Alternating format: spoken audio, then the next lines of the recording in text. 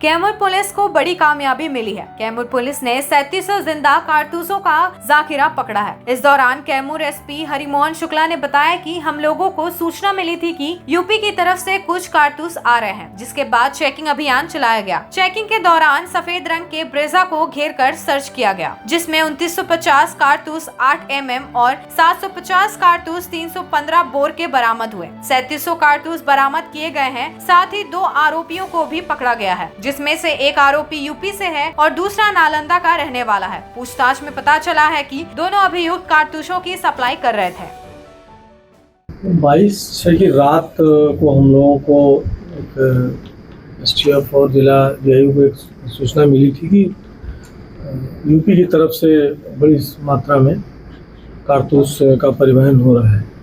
तो इसके बाद संयुक्त रूप से चेकिंग चेक पोस्ट पर लगाई गई।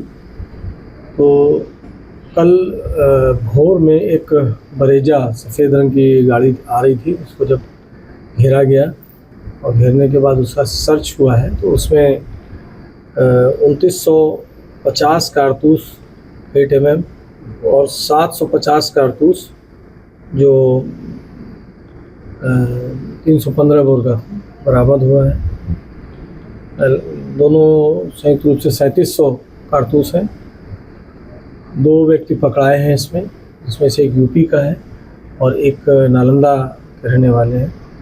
दोनों से जब संयुक्त रूप से पूछताछ की गई है तो इन्होंने बताया है कि हम लोग यूपी से अंकल जी नाम के एक व्यक्ति हैं, उनसे हम लोगों ने लेकर के इसको नालंदा पहुंचा रहे थे। जो नालंदा के व्यक्ति हैं उनके पिता के ऊपर भी इस तरह के कुछ केसेस हैं और पुलिस की बड़ी सफलता है ये।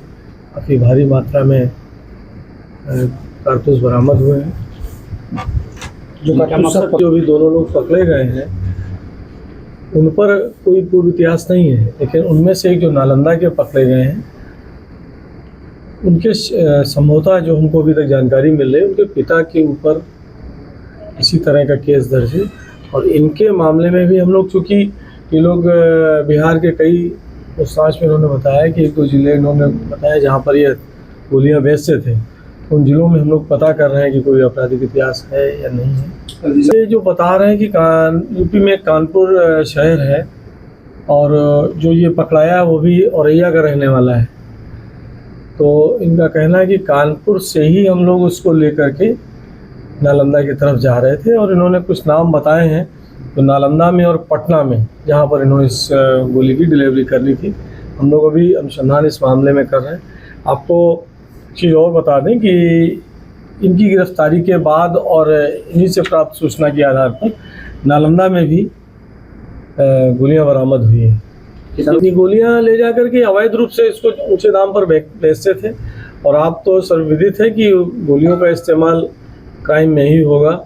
और अभी हम लोग को इस बात की भी चिंता है कि निकट भविष्य में विधानसभा चुनाव होने वाले हैं, इसलिए इन सब चीज़ों में, इन चीज़ों पर हम लोग कड़ाई कर रहे हैं कि इनका दुरुपयोग या ये सब चीज़ें इधर ना आने।